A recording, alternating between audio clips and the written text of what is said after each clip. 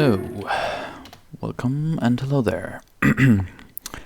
This is gonna be a video series teaching you how to play Star Wars Armada with the tabletop simulator, because today I taught a guy how to do it and I was like blabbering for 1.5 hours straight, and after that I think he got the point, but I thought I don't want to do that multiple times over if some new guys come to our server. So I thought, hey, there's no real how to do it videos on YouTube right now, so I'm just gonna do that. So first of all, once you've first loaded up the mod in TTS, which you find, well, you just load it up. I'm not gonna show you how to do that. You can see here the complete Armada table, and I'm gonna do this for people who have absolutely no idea what Armada actually is. So I'm just gonna start with the basics. And the basics in Armada, for me at least, are the ships. So we're going to go to all cards and just draw out all the ship cards. And I'm basically gonna do this with Empire ships, because they're just, I like triangles, okay? They're just so much nicer. So basically there's 4.5, I'm just gonna say a half, different ship sizes. So the biggest ship size is of course the huge class, which is the Super Star Destroyer, as you can see it. Camera angles, I can do them. Which is this one. It's really huge. Then you have the big ships, which is an Imperial Star Destroyer, for example. That's big. Then we have the Victory Star Destroyer, which is medium. We have the Raider class, which is a small ship. And now for the 4.5 is still a small ship, but the Rebels and the Empire get them, and it's flotillas. They basically work like small ships, but they have like 2 exceptions to them. So first of all, if you look at a ship, you see it has a ship card, which is really nice and handy. It has a lot of things, and you have the actual ship. And I'm just gonna spawn in the shields, because the hard model would have the shields on it. So as you can see on the ship card, it shows you how many shields it has in which hull zone. So in the front it has 4, as you can see here, 4. And on the sides it has 3, and in the back it has 2. And the dice you can see are the attack dice from the hull zones. Generally speaking, this is the front. This is the right hull zone, this is the left, and this is the back. And I'm really talking too much. And now I'm gonna just explain to you what all the things on the ship card mean by just going through the normal activation of a ship. So, before you can activate a ship, of course you have to place it on the mat on at the start of the game. And in the first turn there will be a command phase. In the command phase you will have your nice command dials over here. I'm just gonna tell you what they do in a second. But once you deploy the ship, you have to put as many command dials on the ship as your command value is. As you can see, this is a big ship, it has 3. This is a bit of an exception, but generally speaking, smaller ships have less command. As you can see, the nice Super Star Destroyer has a command value of 4. Now, the command value also gives you how many command tokens you can have on a ship. I will explain that later. So first of all, we're just gonna flip 3 on there, and basically what you just do is you just take the command dial and you just put it over the ship space, and then it just plops right into position. And the one you want to have first, you put it on first. The one you want to have second, you put it on second, and the one you want to have third, you put it on third. If you're not sure what commands your ship currently has, press the C and it will just personally text you in which order the commands are on there. So, then when you activate your ship, the first thing you do is you flip over your command. In this case we have a repair command. The repair command and the squadron command would be resolved first. So Generally, before you resolve any command, you have to either declare that you are going to use that command as a token, or you are going to use the command as the command dial. Generally speaking, the tokens do the same things as the commands do, but they do it worse. The pro of them is that you can choose to use them in later turns. So normally speaking, in the first turn and in the second turn, if you're not engaged already, you're most of the time gonna take command tokens, so you use them later on, and after that you're gonna use the dials. The repair command gives meaning to the engineering value, because the repair command gives you as many engineering points as your engineering value is. The engineering token, on the other hand, gives you half of that, but rounded up. So if you have engineering 3, like I don't have a ship here that has engineering 3, but whatever. If you have engineering 3, that would be 2 points from the token. These points can be used to either move a shield from one hull zone to another, recover a shield, or discard a damage card. So basically it heals your ship. Now the squadron command gives meaning to the squadron value. And your squadron command dial lets you activate as many squadrons as your squadron value is. So the ISD could activate 4 squadrons, and the squadron token will only let you activate 1 squadron at a time, no matter what your squadron value is. I will actually explain squadrons in a different video, because I think they have a lot more explaining to do with them, but yeah. Generally speaking, you can, like this gives you the ranges on the ship, you can only activate squadrons when they're in medium range. And I'm not going to say more, like close to medium. I'm not going to say more about squadrons, because I think they will get their own video. Okay, so we flipped our command. Now it could also be a concentrate fire or a navigate.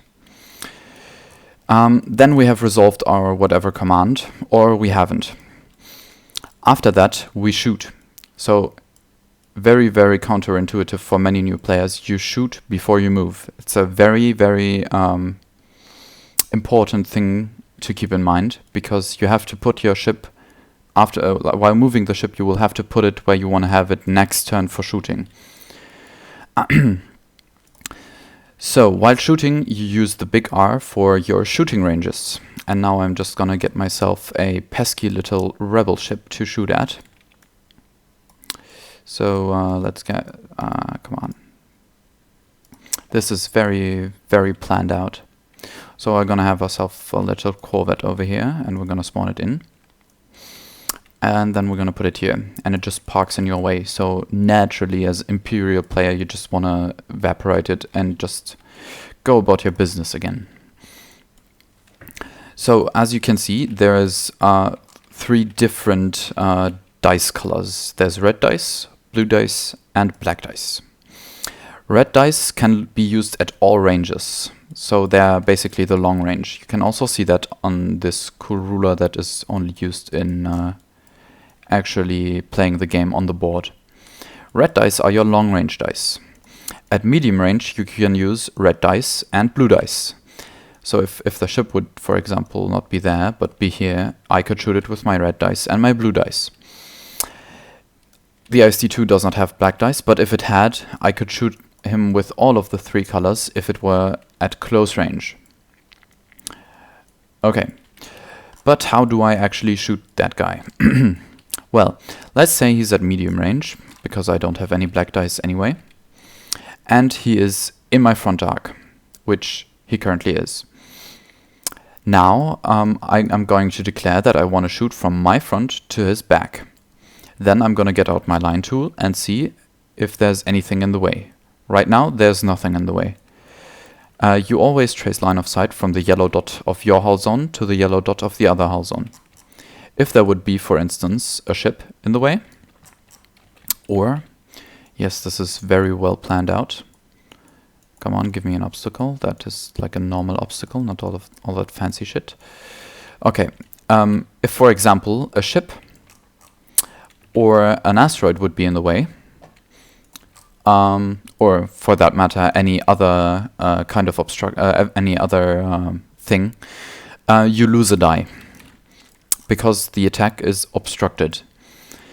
Now, you can't be obstructed twice, so no matter how many ships are between you, you will always only lose one die. And the important thing is that you can actually choose which die you want to lose. So for this instance, red dice are a bit less safe than blue dice, and I think I'm going to kill the CR90 anyway, so I will just put away a red die, and then I'm going to shoot him. So I'm just going to roll these dice with by pressing R, and as you can see, this is like a really bad roll. Now I have a lot of accuracies here, and I have a lot of hits, and that was not a crit, it was a blank. Just for the sake of the argument, I will put this on a crit, so you guys can see how that works. Now, what do the things do? Well, first the damage sum is calculated, so this would be 3. And then I can spend defense tokens to tell our little CR90 friend here not to use his defense tokens. Luckily I have 3. And here's 3 defense tokens, so I would say, okay, I'm gonna spend all of my accuracies and not let you use any of your defense tokens. So I would spend all of these, whoopsie, all of these, and he would not be allowed to use any of the defense tokens. And then all my 3 damage would come through. So first he would lose his shield on the back. You can just hover over the shield dial and then press 1, 2, 3, 4, 5 to put whatever you want there. And if you want 0, because you would lose it, you press the 9, so it's 0. And as you can see then, there's still 2 damage left over. So for these, you would have to draw damage cards. And because there is a crit in it, the first damage card would be face up. So you would have 1 face up, and it says depowered armament, you cannot attack at long range. And now, unless the ship repairs this damage card, he will have that effect for the rest of the game. And then you would also draw a face down damage card. And then that attack would be resolved. For instance, if I would not have had any accuracies, he could have used defense tokens. So now I'm just gonna put all the defense tokens here that are currently in the game. And I'm just gonna tell you what they do, because it's really great. So this is 6, yes. So the brace defense token halves the damage value, but it's still rounded up. So 3 will go down to 2, 2 will go down to 1, 1 will stay 1. 5 would be 3, and so on. Whenever you use a defense token, you have to flip it on the red side. And if you use it in that turn again, you can do that, but you will burn it. If you burn it, it will not come back. If you leave it on the red side, at the end of the turn, it will get flipped back to green. That's also pretty handy. The redirect token would let me take damage, so if I took 3 damage to the back, and I could redirect, which I couldn't in that example, I could put 2 damage on one of the adjacent hull zones. Only 1. So I cannot do 1 and like 1 on here and 1 over there. That's not legal. But I could put 2 on this side and 1 on the back, and then I would not have had to draw any damage cards. So that's pretty handy as well. Then the contained defense token, just you use it, and if you would draw a face-up card, it becomes a face-down instead. Note that you cannot use this against any named critical effects. So if your ship has a critical a upgrade card on it that says blue critical, you can do this and that. Black critical, you can do this and that. You cannot use a contain to get rid of that critical effect unless you have a upgrade card, which is the damage control officer, who will allow you to do that. Now the evade. The evade is fun because it lets you either just remove a die from the attack pool completely if you're at long range, or it makes you re-roll a die if you're at medium range, or it's just completely words. It's completely useless at close range. The scatter is even better. It just removes all of the attack dice from the attack pool. So if, for instance, you can see the little Guzanti here has a scatter, and if for whatever reason my nice little Star Destroyer would have shot at my Guzanti and rolled absolutely great, yeah, this is a perfect roll, there's no accuracies there, then my little Guzanti would have just said, okay, well then I'm just gonna scatter and all of your dice just go away. They just vanish. Fuck you. And now the last and latest defense token is the Salvo defense token. And the Salvo defense tokens basically work like this. If I shoot you, you use the Salvo defense token and then you're allowed to shoot back at me. But there's some limitations to that. You have to use your printed rear arc. So that means, like you can see here, the ISD has 1 red and 2 blue dice in the back. And you're just allowed to use these. If you have any upgrade cards that would give you more dice, you cannot use these more dice. And you're also not allowed to use any named critical effect. You can only resolve the standard critical effect. So if this nice little CR90 would have shot my, like it couldn't because it's obstructed. That's another attack rule I should go into.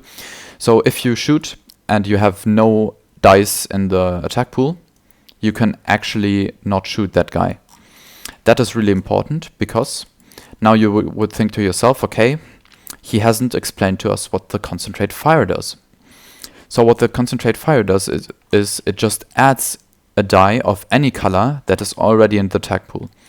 So if the CR90 would have like 1 blue die in the attack pool, if the asteroid would not be there, it could only put another blue die in there with the concentrate fire command. Now, the token doesn't add anything, it just lets you reroll 1 die of your choice in the attack pool. It's important to note that if you want to use your dial and the token in the same turn, you also have to use them on the same attack. So back to the Salvo, if the attack would be obstructed, so if my ISD would shoot the CR90, and the CR90 had a Salvo token, it could actually not Salvo because the back is obstructed and it only has 1 die. So the attack rules still apply to the Salvo attack. So that's basically the defense tokens, and then you have the damage. And then if we're talking about damage, it's really important to know how much health your shit has. Exactly. So your ship has, as you can see on this CR90, right beside the blue die as your squadron value, it has a 4, which means it has 4 hull. This other lonely blue die, which on the ISD it has 2 blue dice, you can see there, is your anti-squadron value. So now I'm gonna have to spawn a squadron in. So if you attack, you every turn you can attack from 2 of your hull zones. So I could shoot from my front to the back of the CR90. But let's say there's an enemy squadron in my left hull zone. I could still shoot at that. The same rules apply, so if it's obstructed, I lose a die. If it's at long range, I can't shoot it because I only have blue anti-squadron dice. As you can see here, it's 2 blue anti-squadron dice right beside the 11 hull. But if it were at medium or close range, I could shoot it with my blue anti-squadron dice. And I'm just gonna leave that for the squadron video, but basically you can always either shoot all the squadrons or 1 ship in your hull zone. So if the enemy squadron would be in the front, I would have to either shoot the squadron or the ship. And now the last and, well, I think most important thing in Armada basically is the movement. So once you put your ships, that's gonna happen a lot, your ships on the table, you also have to put a speed dial next to it. And once you actually deploy your ship, you have to give it a speed. Note that it can never be deployed at speed 0. Well, there's some upgrade cards that allow you to do that and some missions that allow you to do that, but normally it cannot be deployed at speed 0. So now you put your ship down. I know this is completely illegal. I'm gonna go through deployment in another video. But if you've put it down, you can, as you can see here, it has a maneuver chart on the bottom left. As you can see, it has something on 1 speed, it has something on 2 speed, something on 3 speed, and it's completely gray at 4 speed. It being completely gray at 4 speed means the ship cannot go speed 4. Its max speed is 3. So how do ships move? You click on the move button and it spawns in this little handy thingy, and then you just click on plus, and this would be a speed 1 maneuver. You click on plus again, it would be a speed 2 maneuver, and you click plus again and this would be a speed 3 maneuver. Now, as you can see on this wonderful navigation chart, and as well on this wonderful little green thingy here right beside your maneuvering tool, you can see how many clicks you can do at which speed. So if we're going speed 1, you can only do 1 click. This means you can only do this as a maneuver, or you can do this as a maneuver. Really important thing to note, you can never overlap your maneuvering tools. So this maneuver would be illegal because you would sit over your maneuvering tool. Well, I'm gonna get out here. Okay, so at speed 2 you could do these kinds of stuff, like this would be, no, this is actually fine. Okay, so we'll get to ramming in a second. This you could do, and every other combination. So you could also do that, and like this. Everything where you don't overlap the maneuvering tool. Now I hear you say, well, but what are we doing with the navigation commands? Well, that's a good question. With the navigation commands, you can A, increase or decrease your speed by 1, and you can B, use 1 jaw more than you could actually use. So for example, say I'm at speed 3, and I don't wanna increase or decrease my speed, but I wanna jaw extra. I need to use the command.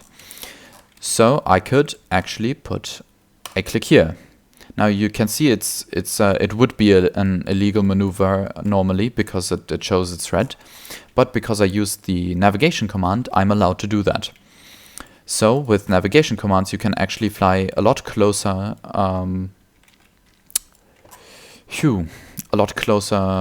turns than you could without. As you can see, without I could only do this. With the command, whoopsie, I did a whoopsie. You could, well, I did multiple whoopsies. You could actually do this, which is a lot closer, as you can see. So in this case, I would be ramming. How ramming works is basically you see it clearly overlaps, but it would also be enough if only the shield dials overlapped. So it clearly can't go at speed 3. That makes no logical sense. The ships cannot overlap. So you just put it down at speed 2, and then you look. And okay, now this would work. This doesn't seem to overlap. I don't know. Oh, well, yes, it actually does. So we're going back and we're just taking a speed off. Bam. Now nothing overlaps anymore. And the closest ship that I overlap with is the CR90. So the CR90 will take a face down damage card. And, very important, the rammer also takes a face down damage card. Now there's also obstacles to watch out. So if, for example, there would be an asteroid and I would move like this, I would end up on the asteroid and I would suffer the asteroid effect. The asteroid effect is that I have to draw a face-up damage card. So, for instance, if I had done this really bad maneuver of going speed 3 and ramming the CR90 and still ramming it at speed 2, I would go speed 1 to here and land on the obstacle and still get the ram damage on top of that, which is, yeah, really bad. Now, there's other obstacles in the game. There's actually a lot of other obstacles. There is space junk. This does not give you an open damage card. This makes this lets you choose an hull zone, and you have to lose 2 shields on that hull zone. If you well, no, actually not lose shields. You actually suffer damage. So if you don't have a noise, if you don't have a hull zone with shields in it, and you choose that, you actually just draw face down damage cards. So don't do that. If you land on the station, you can recover a damage card. So, for example, if you land on an asteroid and a station, you first have to draw a damage card, and then you can repair it after the damage effect was resolved. And now with the newest expansion, we have a lot of new things. So there's Stardust. That actually doesn't make you suffer damage, but if you trace your line of sight through that, you lose all of your attack dice. Then there's the little space whales, the Purgils. If you land on them, I think you actually suffer damage in the same amount as your speed dial is currently showing. So if you would run over Purgils very fast, you get hurt very much, basically.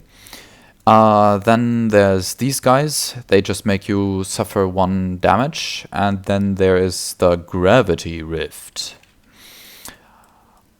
Honestly, I don't have a fucking clue what that thing does. It has a lot of rules. Just look them up in the Armada thingy. Now, the only thing I still haven't covered is the navigation token. It basically does the same thing as the navigation dial, but you don't get any extra jaw, so you can only increase or decrease your speed by 1. And after you have moved, so we've moved, done, the activation of that ship has ended. And I think that's where I am going to leave it for today. If you have any questions or other things, please post them in the comments, and I'm going to get back at you. I am going to do the next one on, I don't know, I think general setup or squadrons maybe. Well, anyway, see you in the next one.